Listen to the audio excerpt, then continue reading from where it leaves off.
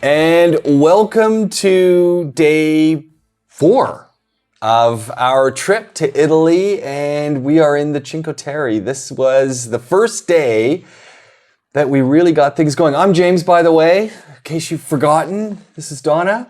I know, but in case you forgot. So this was a really cool day because we woke up and it was literally cool. It was pretty cold. And I went and got I made my own espresso today. It wasn't bad. I think it was better than the stuff that I was getting in Venice, so I was pretty happy with that. And went and got a couple of croissants. First time I've ever had jam and marmalade in a croissant. Excellent. It was pouring rain when we left our very small place. In fact, it's now in the kitchen. We've moved directions. And we were doing the 5 little towns. And it was kind of fun. It was very fun. Exhausting, but it was very fun. We got the Cinque Terre Pass, which means you can get on and off the train because there is a train that goes between it. It's just the regional train from here. Mm-hmm. We went to the farthest village so first. You can hike between the different villages. Apparently, with the rain that they've had, some of the parts are closed, so you can't do the entire thing right now, but you probably will be eventually. But with the rain and with the cold, and we knew all the walking that we were going to be doing anyway, we would just take the train because we still ended up doing a whole pile of walking anyhow. If you're a hiker... Oh, absolutely. If you're a hiker, we saw people who were hiking, they had walking sticks, they're wearing foul weather gear, they've got backpacks. There are some easy hikes and there are some pretty serious hikes. The couple from Vermont, they were right into it. They were hiking. There's the hikes just between the villages, but then there's also tons of hikes all around into the vineyards, into the different areas all around. So it's not even just those straight bits. Yeah, you could hike from wine bar to wine bar, essentially. You could. So we went to the farthest village, and we got off, and we went left. What was it called? I don't know. Rio Maggiore it just depends, I guess, what direction you're coming from. But we were started at Monterosso, so we went all the way to Rio Maggiore first. Yeah, and it was pretty darn cool. We went left. And we started hiking up and going, this is crazy. We were in the residential section and said, this cannot be the right way. Well, I mean, it's not the wrong way, but I mean, it was a super steep hill and we didn't know where we were going. Yeah. So we went back down and, there's a tunnel that goes through the mountain instead of hiking over the top.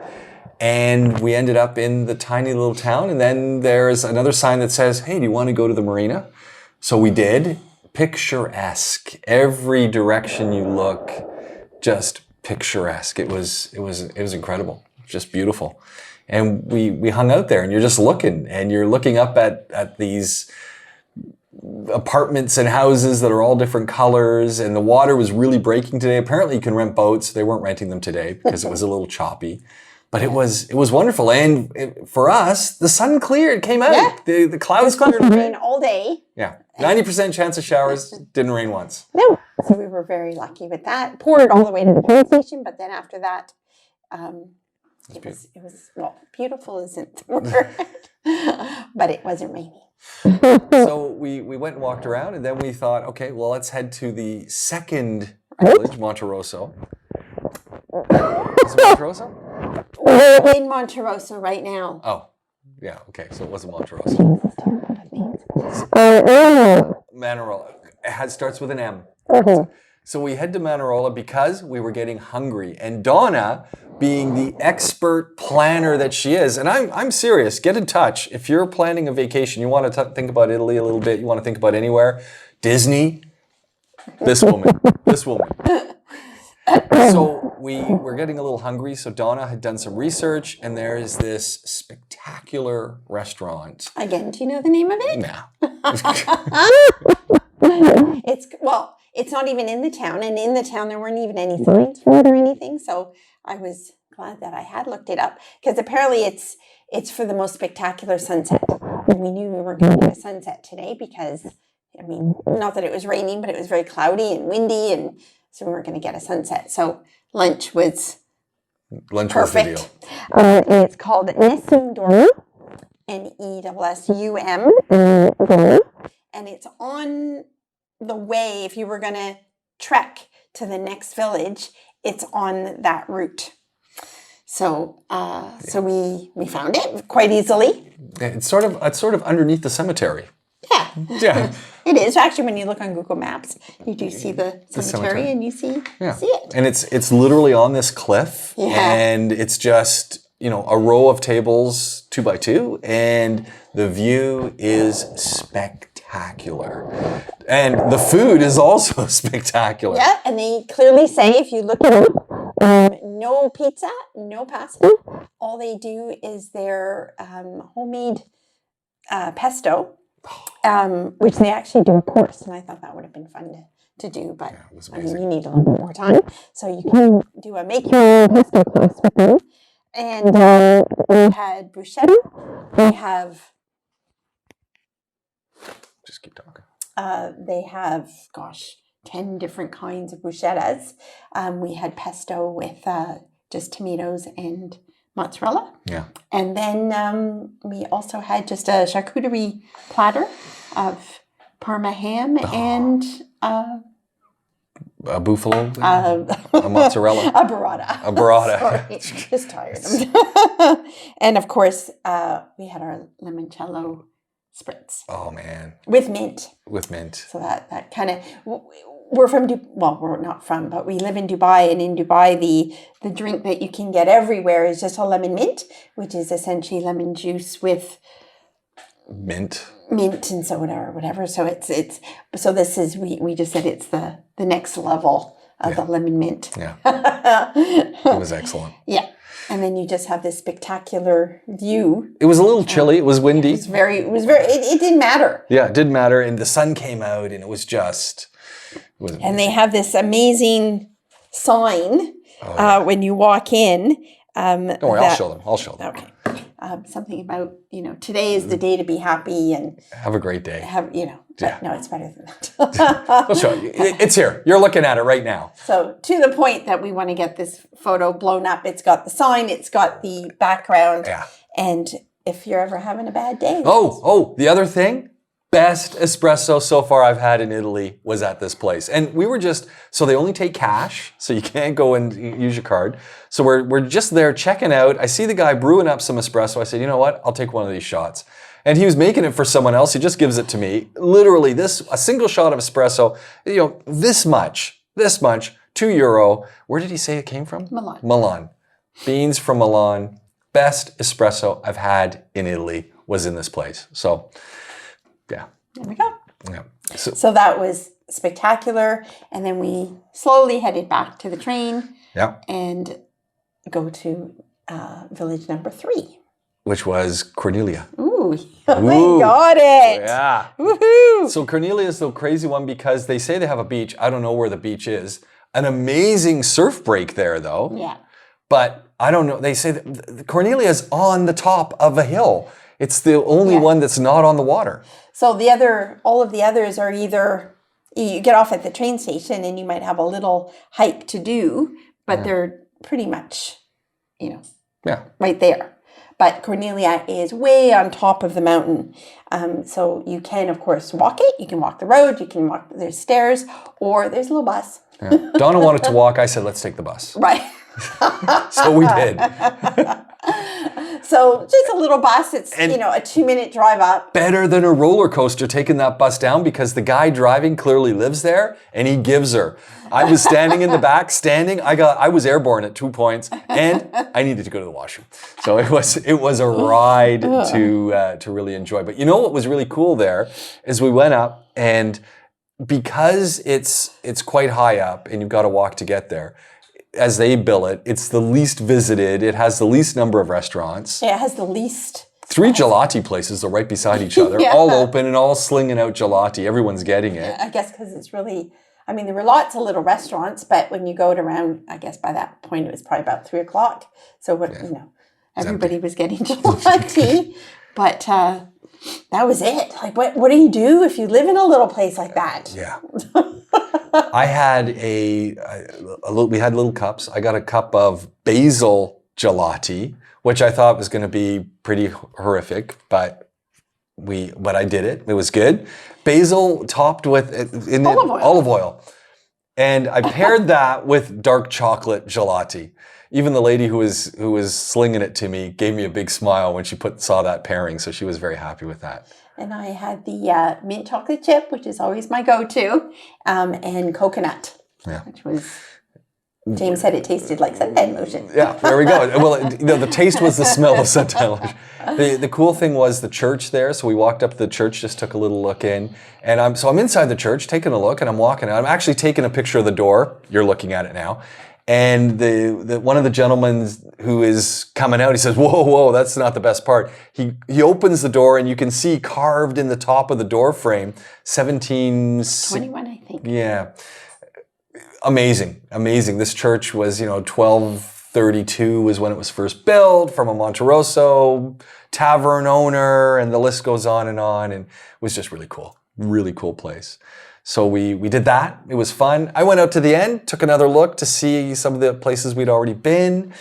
It's just, you're looking and you're just going, this is postcard, this is movie, this is, wow, this is Italy. So we made our way down, got back on the train. Make sure if you're taking the train that you get a ticket. So we had the 1 day on off ticket, but we were getting off the train and there was someone who hadn't paid, and they're walking through the train constantly asking for tickets. And this guy was really nice. The porter who was asking for the ticket, or the inspector, he was really nice. Well, he started off by being nice. And he was, I don't know, explaining to the girl what the issue was. And I guess she said something to get him really upset, because then he got riled up. But he went from zero to hero. And then he said, blah, blah, blah, blah, blah, punto, as in, fine, that's it. And she got a €400 fine. Yeah. So we were sitting there like, woo! Yeah. €18 ticket, €400 fine. So so always get your ticket. And actually we were on our last leg, and the porter came by again. He said, "Can I see your tickets?" It's like, happily produced them. He gave us the nod and walked on. Yeah. So from Cornelia, it was very nice, because we got down to the train station. We had to wait a little bit. And the train came. They come about every, 6 to 15 minutes? Yeah. So we got to the last village, which was Vernazza. Which everyone says is the most picturesque. Yeah, it's supposed to be the prettiest. It was nice. Yeah, but for some reason it was very busy compared to all the others. And we were very tired. And it was super windy. So I guess all of that together could have had a lot. Coolest thing though, there's a church there also in this little harbor thing that they have. And at the half hour, it played this amazing tune off the bells. I mean, it sounded like there was someone up there playing the bells by hand. Yeah. So I don't know if there was, but it was kind of neat. Yeah. So very tiny, probably pretty good, because it was the last one of the day. So we walked to the end, listened to the church bells, walked back, took the train, and back to Monterosso. And then we walked over the top of Monterosso. So you have the option, as you know, when you get off the train, you can walk through the tunnel. We walked over the top because we were looking for a restaurant to see if it was going to be open for this evening. And it's blowing. It's so windy. It's cold out there. So the other nice thing about Monterosso is, because it's nestled behind some of the hills, you don't get the wind blowing through the little village. And honestly, I think it might be the nicest looking village of them all. I mean, we've been to them all. We've seen them all. I don't know. Yeah, I don't know. They're all very quaint. So then we went back to the wine bar. Do we even know what it's called? No. Got to look out the window. Yeah, it's an inoteca of some sort. Sorry, I'm just looking to see if I wrote it down yesterday. No. Yeah. So we go back to the wine bar, sit down. It's freezing out. So I'm sitting down there, and Donna gets the limoncello spritzer again, because it is so good. Because I figure it is our last day, and they might not have it in Florence. So the gentleman who runs the establishment came out, and I said, I just want something that's special from here. And so he had a limoncello blue drink inspired from a trip to the US 30 years ago that he made. And he was telling me the whole story that in 2011 there was a big flu and everyone was pretty sick. And the folks that inspired him at this establishment in Texas, 60 of them all sent him a picture holding up the blue drinks that they inspired him to make. So that was kind of cool. And then they actually have a nice selection of grappa. So I was admiring the grappa, and I guess the lady who's the wife, Mary said, "Come on in. Which one do you?" She says, "I'll have a little sample of the one that I like," and it was very nice. And that was our day. That's it. Yeah, it's it's a little chilly where we've come in, we're kind of relaxing a little bit, and then we're going to go for dinner. And the dinner that we had last night was so incredibly good that I'd love to go back to the same place. But, it just seems like a shame not to try something else. So we're going to go look at somewhere else. But you know what? I guarantee, I can almost guarantee we'll be back at the same place because it was just amazing. And the craziest thing, as we said before, is they just put this big hunk of farm fresh bread on the table. No butter, nothing. But it's because of all the sauce that you're getting that you got to dip it in. So that's our plan. Cinque Terre is amazing. If you're coming to Italy, I know we said it on our last podcast, videocast, you've got to go and see it. Make the time. Just plan ahead to do it. It truly is worth the visit. And I got to tell you, this time of year, it's a little chilly. The weather can be unpredictable. But although last year at this time, apparently it was 24, and now it's 6. So. But the thing is, it's not packed with people. And you kind of get the sense that in the summer, it is just heaving with tourists, which has its own joy and fun as well. Which is great for the villages, of course. Yeah. But it's nice that it's not super packed. Yeah, so we really enjoyed it. So you know what? I hope you enjoyed episode number 4. More to come. I'm James. This is Donna. Ciao. See you in Venice. No. Florence tomorrow.